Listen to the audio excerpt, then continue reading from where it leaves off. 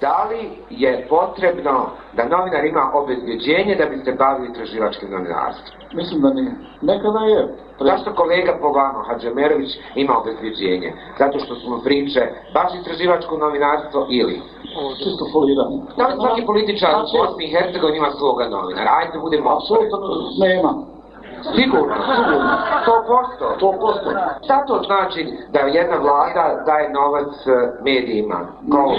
Ništa sporno, zato što to... Ništa sporno? Nije sporno, kad je završen konkurs, a podijeli novac. Pa to je praksa u svim evropskim zemljama, čak i američka vlada ne da je sporno, to uopće nije sporno, to je lopovluk, to se tako zove.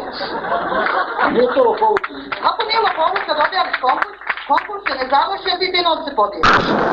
U Srpskoj ne postoji javnost, postoji skup ljudi koji sjede pred prodavnicom, piju pivu, ili oni koji se namontiraju pa hodaju po Gospodskoj, ili oni koji, ne znam, foliraju da su nešto drugo i nešto drugačije, a javnog mnjenja nema, nažalost. Ne podcenjujte gledalce, ne podcenjujte ljude koji učestvuju, gledaju tu emisiju. To valjanje stereotipa i predrasuda koje je na našim medijima i u vašim medijima, to ljudi vide.